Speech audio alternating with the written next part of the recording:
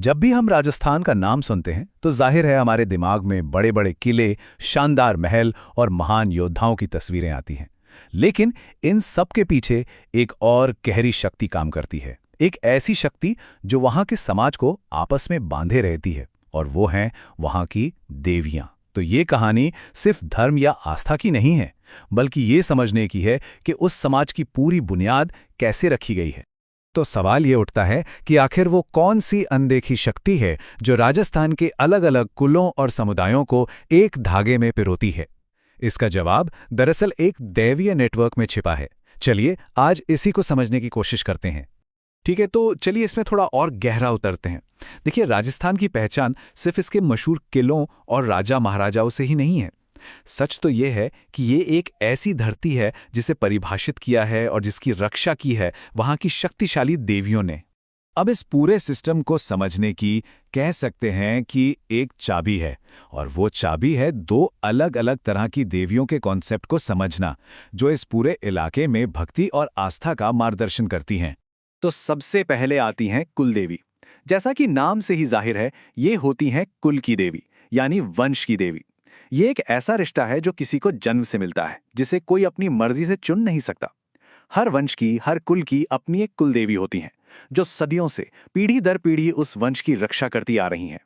तो यहाँ पर हमें भक्ति के दो रास्ते साफ साफ दिखाई देते हैं। एक तरफ है कुल देवी, जो विरासत का एक अटूट हिस्सा है, जिनसे पूरा कुल जुड़ा होता है, और दूसरी तरफ है आराध्य देवी।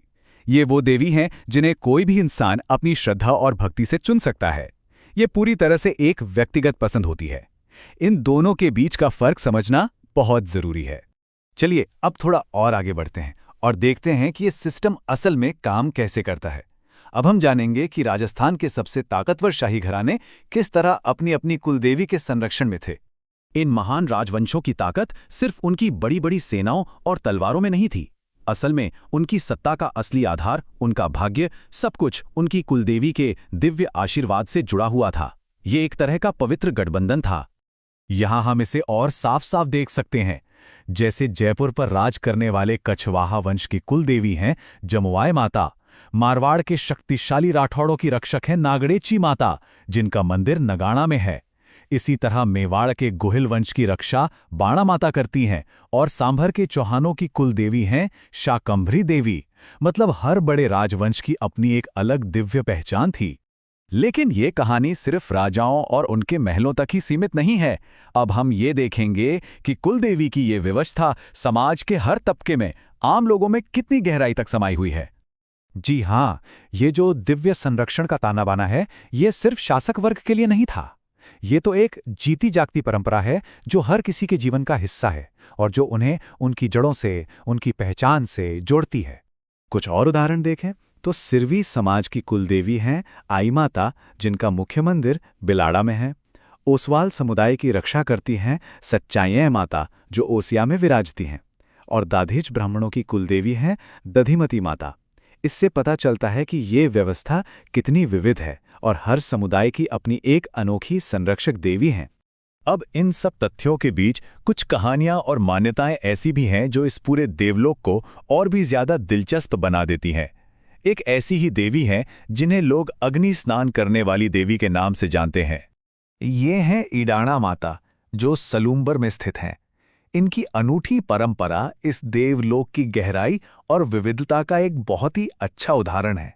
ये दिखाता है कि हर देवी की अपनी एक अलग कहानी है, अपना एक अलग महत्व है। तो इन सभी कहानियों और इन सभी रिश्तों का आखिर मतलब क्या है? क्या ये सिर्फ देवी देवताओं की एक लिस्ट है? नहीं, ये उससे कहीं ज्यादा है। देखिए, कुलदेवी व्यवस्था समाज में एक बहुत बड़ी भूमिका निभाती है। ये किसी के वंश को परिभाषित करती है। ये बताती है कि कोई कौन है। ये समुदाय बनाती है। ये दिखाती है कि कोई कहाँ से ताल्लुक रखता है।